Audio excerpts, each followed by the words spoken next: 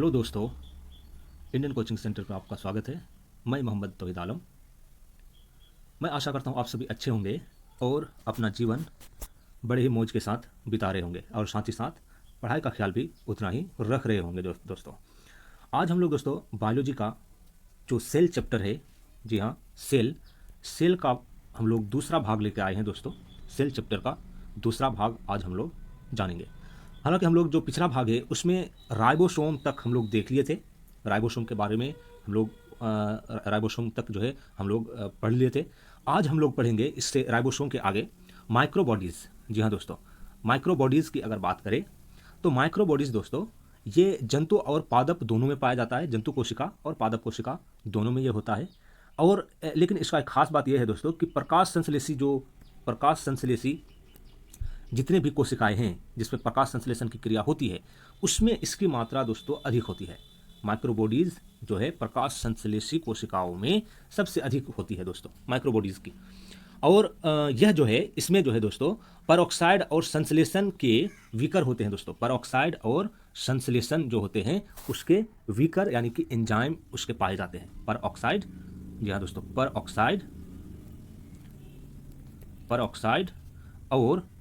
Peroxide और संश्लेषण दोस्तों, संश्लेषण। तो ये जो दो चीज़ है दोस्तों इससे विकर यानी कि एंजाइम इससे जो है पाया जाता है माइक्रोबॉडीज़ के अंतर्गत। अगला टॉपिक है माइटोकॉन्ड्रिया। जी हाँ दोस्तों, माइटोकॉन्ड्रिया। अब जानते हैं माइटोकॉन्ड्रिया के बारे में बहुत को पता होगा कि माइटोकॉन्ड्रिया जो है इसे कोशिका का शक्तिगृह कहा जाता है या ऊर्जा गृह कहा जाता है दोस्तों, या फिर इसको कह सकते हैं powerhouse of cell. Powerhouse of cell दोस्तों। तो ये जो है इसे कोशिका का ऊर्जा गृह कहा जाता है या फिर इसे शक्ति गृह कहिए या पावर हाउस ऑफ सेल कहिए दोस्तों, इसे कहा जाता है। अगर माइटोकॉन्ड्रिया की बात की जाए दोस्तों तो माइटोकॉन्ड्रिया में इसमें दोहरी दीवार वाली खोखली थैलीनुमा या फ्लास्क नुमा रचनाएं होती है दोस्तों।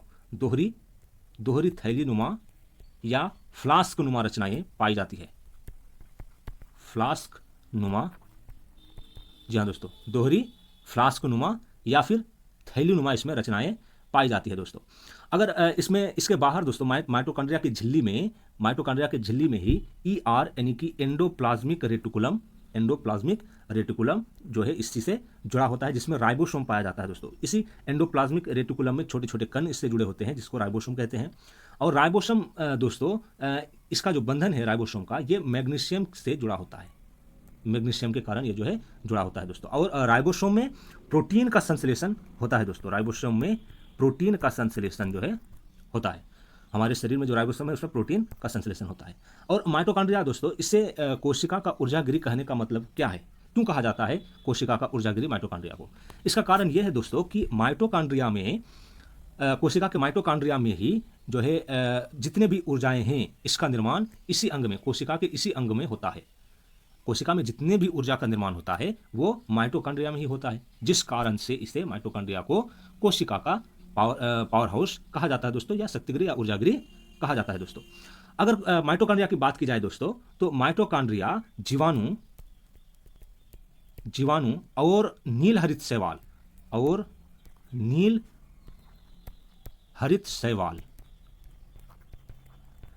शैवाल को छोड़ करके दोस्तों लगभग सभी प्राणियों में जितने भी सजीव है सब में पाए जाते हैं। ये याद रखना दोस्तों, ये जीवाणु और नील हरित शैवाल में नहीं पाया जाता है। जीवाणु और नील हरित शैवाल को छोड़ करके लगभग जितने भी सजीव कोशिकाएं हैं सब में माइटोकॉन्ड्रिया पाया जाता है दोस्तों। हम लोग का अगला टॉपिक है गोल्जी उपकरण या फिर डिक्टियोसोम। गोल्जी उपकरण या डिक्टियोसोम, इसका जो खोज है दोस्तों, इसका खोज कैमिलो गोल्जी द्वारा किया गया था। और ये ईस्वी था 1898 ईस्वी में इसका खोज कैमिलो गोल्जी द्वारा किया गया था। इसमें दोस्तों झिल्ली की कई समांतर तह होती है। झिल्ली जो है कई समांतर एक के ऊपर एक जो है चढ़ा होता है और ये चट्टान के रूप में विकसित रहता है दोस्तों, यानी कि ये समांतर क्रम में ये जो है एक दूसरे के ऊपर चढ़ा रहता है जिसके कारण ये चट्टान की तरह जो है दिखता है। यह झिल्लियाँ दोस्तों प्लाज्मा मेम्ब्रेन या एंडोप्लाज्मिक रेटिकुलम के समान त्रिस्तरीय संरचना वाली होती है। जो एंडोप्लाज्मिक रेटिकुलम का जो संरचना होता है त्रिस्तरीय, सेम उसी तरह से जो है प्लाज्मा मेम्ब्रेन या एंडोप्लाज्मिक रेटिकुलम के समान ही इसका भी रचना गोल्जी उपकरण का भी होता है दोस्तों। और ये दोस्तों जालिकावत होता है। गोल्जी उपकरण जालिकावत होता है दोस्तों। और इसकी अगर बात की जाए गोल्जी उपकरण की, तो गोल्जी उपकरण का नाम दोस्तों इसे गोल्जी पदार्थ या गोल्जी सोम के नाम से भी जाना जाता है, गोल्जी पदार्थ भी कहा जाता है या गोल्जी सोम के नाम से भी इसे जाना जाता है।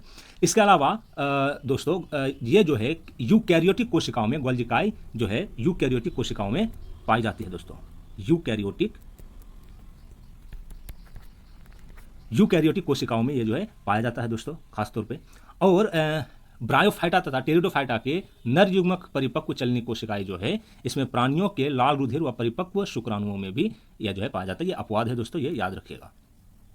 तो गोल्जी उपकरण की अगर बात की जाए दोस्तों, तो इसमें जो है सिस्टर्नी और सिस्टर्नी एक निश्चित क्रम में चट्टानों में विन्यासित होते हैं दोस्तों। सिस्टर्नी जो है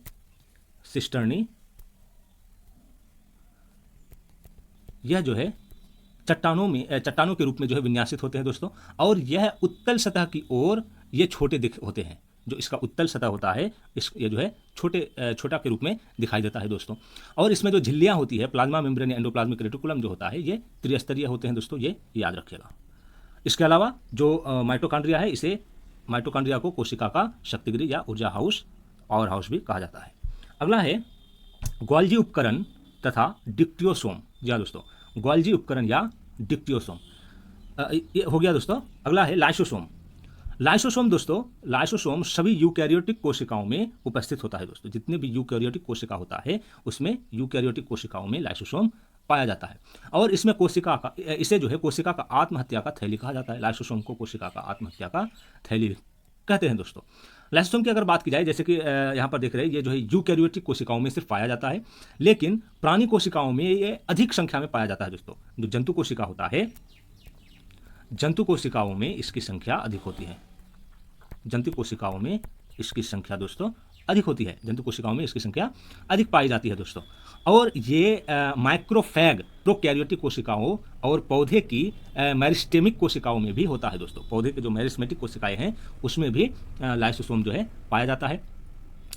लाइसोसोम में दोस्तों, इसमें जो है लाइसोसोम के द्रव में कई प्रकार के अपघटक होते हैं दोस्तों। लाइसोसोम में कई प्रकार के अपघटक होते हैं, अपघटक होते हैं दोस्तों। ये या इसे हाइड्रोलाइटिक एंजाइम कहते हैं दोस्तों। Hydrolytic enzyme.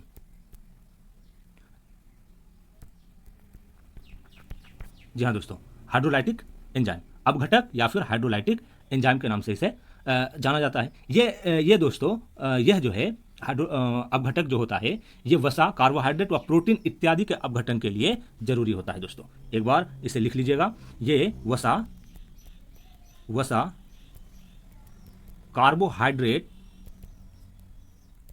कार्बोहाइड्रेट और प्रोटीन दोस्तों। ये जो तीन चीजें है, वसा, कार्बोहाइड्रेट और प्रोटीन, इन तीनों के अपघटन कहिए या पाचन कहिए, इसका जो अपघटन या पाचन है ये लाइसोसोम में होता है दोस्तों। वसा का, कार्बोहाइड्रेट का और प्रोटीन का। इसके साथ अगला है सीलिया एवं फ्लैजिला दोस्तों। ये जो सीलिया या फ्लैजिला होता है दोस्तों, ये एक धागे के समान रचना होती है, एकदम पतले धागे के आकार दिखाई देता है यह। और ये अनेक प्रकार की कोशिकाओं, युग्मनाओं तथा चल बीजाणुओं में ये जो है पाया जाता है दोस्तों। जो बीजाणु वगैरह होता है, युग्मनाओं होता है, इसमें जो है ये सीलिया एवं फ्लैजिला इसमें पाया जाता है। जैसे पैरामीशियम का जो आकार होता है दोस्तों, इस तरह से पैरामीशियम में, तो इसमें जो रोम की तरह निकला हुआ रहता है ये दोस्तों सीलिया होता है। तो इस तरह से जो है ये जो है फ्लैजिला या सीलिया, ये एक बहुत ही महीन रचनाएं है, धागे के जैसे समान रचनाएं हैं, और ये जीवाणुओं के में जो है पाया जाता है दोस्तों। वह जीवाणुओं के फ्लैजिला में केवल एक तंतुक होता है दोस्तों। इसमें मुख्य रूप से फ्लैजेलिन प्रोटीन होता है। इसमें फ्लैजेलिन प्रोटीन पाया जाता है दोस्तों। इसमें जो है फ्लैजेलिन प्रोटीन यह पाया जाता है। इसके बाद इसकी अगर सीलिया या फ्लैजिला की बात की जाए दोस्तों, तो इसमें कुल 11 माइक्रोफाइबर होते हैं। 11 माइक्रोफाइबर या इसे तंतुक जो कहा जाता है दोस्तों। फ्लैजिला या सीलिया में इसमें जो है 11 माइक्रोफाइबर या तंतुक जिसको कहते हैं तंतुक दोस्तों पाया जाता है। 11 जो है तंतुक इसमें माइक्रोफाइबर पाया जाता है। इनमें से 9 तंतुक दोस्तों बाहर की ओर तथा 2 तंतुक मध्य अक्ष में जो है होते हैं। 9 गो बाहर में होता है और सिर्फ 2 ही मध्य में होता है। 9 ठो बाहर की ओर होता है दोस्तों, बाहर की ओर 9 ठो होता है और अंदर की ओर 2 ठो मध्य भाग में होता है दोस्तों। ये इसमें जो है जो 2 तंतुक है जो मध्य भाग में पाया जाता है दोस्तों, ये समान भित्ति से घिरे होते हैं। एक समान यह जो है समान भित्ति से घिरा होता है दोस्तों, चारों ओर से समान भित्ति से घिरा होता है। और प्रत्येक मध्य तंतुक केवल एक नलिका बनाता है दोस्तों। जो एक मध्य तंतुक है ये सिर्फ एक ही नलिका बनाता है। और इसमें मुख्य रूप से फ्लैजेलिन प्रोटीन दोस्तों पाया जाता है, फ्लैजेलिन प्रोटीन पाया जाता है। अगला टॉपिक है हम लोगों का माइक्रोसोम। जी हाँ दोस्तों, माइक्रोसोम। माइक्रोसोम यह क्या है दोस्तों कि माइक्रोसोम कोशिका में एंडोप्लाज्मिक रेटिकुलम के भाग अथवा खंड तथा उन पर लगे हुए राइबोसोम को कहते हैं दोस्तों। माइक्रोसोम जो है या कोशिका का जो एंडोप्लाज्मिक रेटिकुलम है, एंडोप्लाज्मिक रेटिकुलम, इसके भाग अथवा इसके जो खंड है उन पर जो राइबोसोम लगा होता है उसे खास तौर पे माइक्रोसोम कहा जाता है दोस्तों। इसमें एंजाइम और लिपिड की मात्रा बहुत अधिक होती है। एंजाइम और लिपिड जो है माइक्रोसोम में एंजाइम और लिपिड दोस्तों अधिक मात्रा में होता है। और इसमें दोस्तों नालिकाएं और सिस्टर्नी भी होती है। इसमें नालिकाएं, सिस्टर्नी और वेसिकल्स, नालिकाएं, सिस्टर्नी और वेसिकल्स, नालिकाएं, सिस्टर्नी और वेसिकल्स ये दोस्तों पाया जाता है। वेसिकल्स इसमें जो है पाया जाता है। तो इसमें 3 चीज यानी कि नालिकाएं, सिस्टर्नी और वेसिकल्स पाया जाता है दोस्तों। और माइक्रोसोम में दोस्तों ग्लिसराइड्स और वसा अम्ल और स्टेरॉयड का संश्लेषण होता है दोस्तों। यहाँ पर माइक्रोसोम में दोस्तों, माइक्रोसोम में वसा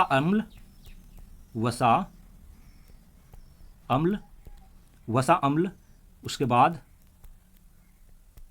ग्लिसराइड्स, वसा अम्ल, ग्लिसराइड्स और स्टेरॉयड्स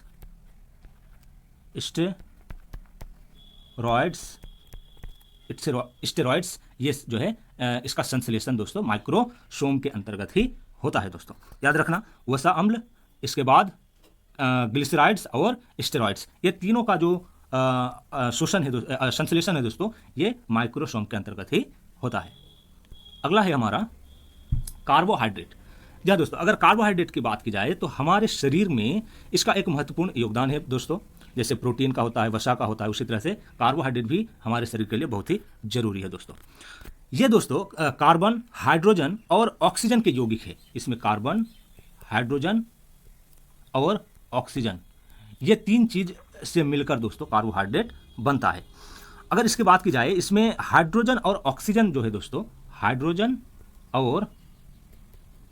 और ऑक्सीजन, ये दोस्तों ये इसके अनुपात की अगर बात की जाए तो ये 2:1 के रूप में पाया जाता है। 2:1 के रूप में। अगर जल की बात की जाए दोस्तों, जल में, तो जल में भी हाइड्रोजन और ऑक्सीजन का जो अनुपात है वो 2:1 है दोस्तों। 2:1 है जल में भी। और कार्बोहाइड्रेट में भी दोस्तों इसमें भी ऑक्सीजन और हाइड्रोजन का जो अनुपात है, यानी कि हाइड्रोजन और ऑक्सीजन का अनुपात, हाइड्रोजन 2 और ऑक्सीजन का 1, तो ये 2:1 में दोस्तों पाया जाता है। इसके बाद अगर कार्बोहाइड्रेट की बात की जाए तो इसका अगर रासायनिक सूत्र की बात की जाए तो इसका जो रासायनिक सूत्र है ये CH2ON होता है दोस्तों। यहाँ पर N कोई भी संख्या हो सकता है, तो यहाँ पर जो है इसका जो सामान्य सूत्र होता है वो CH2O और ब्रैकेट में N होता है दोस्तों। तो ये इसका रासायनिक सूत्र है दोस्तों कार्बोहाइड्रेट का। और कार्बोहाइड्रेट यह जो है प्रकृति में दोस्तों विस्तृत रूप में पाया जाता है। इसका मात्रा बहुत ही अधिक मात्रा में पाया जाता है। अगर पौधों में बात की जाए, कार्बोहाइड्रेट पौधों की अगर बात की जाए तो पौधों में यह 15% तक होता है दोस्तों। पौधों में 15% होता है। और जंतुओं में यह जो है मात्र 1% होता है दोस्तों। जंतुओं में 1% के आसपास पाया जाता है। कार्बोहाइड्रेट के ऑक्सीजन के फलस्वरूप दोस्तों ऊर्जा उत्पन्न होती है। और यह जो है 4 प्रकार के होते हैं दोस्तों। यह 4 प्रकार के होते हैं। और यह जो है जैसे हम लोग ऑक्सीजन हमारे सांस के माध्यम से शरीर में जैसे प्रवेश करता है तो यह कार्बोहाइड्रेट जो है धीरे धीरे ऊर्जा में बदलता है दोस्तों। ये 4 प्रकार के होते हैं। पहला तो है मोनोसैकेराइड, दूसरा है डाइसैकेराइड, और तीसरा है ट्राइसैकेराइड, और चौथा है पॉलीसैकेराइड दोस्तों। चलिए इसके बारे में भी जानते हैं। तो ये 4 प्रकार के होते हैं। पहला है मोनोसैकेराइड्स। इसके अगर सूत्र की बात की जाए दोस्तों मोनोसैकेराइड का, तो होता है C6 H12O6, C6H12O6, इसे मोनोसैकेराइड के नाम से दोस्तों जाना जाता है, मोनोसैकेराइड्स। यह ग्लूकोज व फ्रक्टोज पौधों में सामान्य रूप में पाई जाती है दोस्तों। ये जो है फ्रक्टोज के रूप में या ग्लूकोज के रूप में जो है पाया जाता है। और इसका रासायनिक सूत्र दोनों का दोस्तों, फ्रक्टोज का भी ग्लूकोज का भी सेम यही रासायनिक सूत्र है दोस्तों। और अंगूर की अगर बात की जाए, अंगूर में दोस्तों मोनोसैकेराइड 15% तक होता है दोस्तों, 15% तक जो है मोनोसैकेराइड इसमें होता है। इसके बाद है दोस्तों डाइसैकेराइड्स दोस्तों, ये गन्ने और चुकंदर में पाए जाते हैं। गन्ने और चुकंदर, ये दोनों में जो है, गन्ने और चुकंदर में जो है डाइसैकेराइड्स पाया जाता है। और अगर बात की जाए इसके सामान्य सूत्र की, इसके रासायनिक सूत्र की, तो इसका जो रासायनिक सूत्र है दोस्तों C12H22 और O11, C12 H22 O11 होता है दोस्तों। डाइसैकेराइड का जो सामान्य सूत्र है वो C12 H22 और O11 होता है। और गन्ने में इसका मात्रा की अगर बात की जाए दोस्तों, तो गन्ने में इसका मात्रा जो है 10 से 15% तक होता है। 10 से लेकर के 15% तक इसका जो है मात्रा होता है दोस्तों। तो इसका सामान्य सूत्र हो गया दोस्तों, सामान्य सूत्र हो गया। इसके बाद यह किस में पाया जाता है और यह हमारे शरीर के लिए कितना आवश्यक है, इन सारी चीज़ों के बारे में इसका जिक्र हो गया। इसके बाद है तीसरा है ट्राइसैकेराइड्स। जी हाँ दोस्तों, ट्राइसैकेराइड्स जो है यह दोस्तों रेफिनोस ट्राइसैकेराइड्स है दोस्तों। यह एक रेफिनोस ट्राइसैकेराइड के रूप में ये पाया जाता है, ये इसे कहा जाता है। अगला है हमारा चौथा है पॉलीसैकेराइड्स। जी हाँ दोस्तों, पॉलीसैकेराइड्स दोस्तों, यह जो है इसका जो अगर इसके मुख्य उदाहरण की बात की जाए, तो यह दोस्तों इंसुलिन, हमारा जो इंसुलिन होता है हमारे शरीर में, इंसुलिन का जो मात्रा होता है वो पॉलीसैकेराइड का एक बहुत अच्छा उदाहरण है दोस्तों, जैसे इंसुलिन। और इंसुलिन यह जो है यह हमारे शरीर में ही होता है दोस्तों। तो यह हो गया कार्बोहाइड्रेट के 4 प्रकार दोस्तों। कार्बोहाइड्रेट के 4 प्रकार के बारे में हम लोगों ने देखा। अगले क्लास में दोस्तों हम लोग प्रोटीन से संबंधित प्रोटीन हो गया, उसके बाद लिपिड, उसके बाद एंजाइम, पिगमेंट और जो नेक्टर वगैरह ये सब है, इसके बारे में हम लोग डिटेल से जानेंगे दोस्तों। तो अगर ये वीडियो आपको पसंद आए तो लाइक करना और शेयर करना बिल्कुल भी ना भूले दोस्तों। लाइक और शेयर करना बिल्कुल भी ना भूले, और साथ ही साथ सब्सक्राइब भी करते चले दोस्तों। तो आज के लिए बस इतना ही, विदा दीजिए दोस्तों, बाय बाय।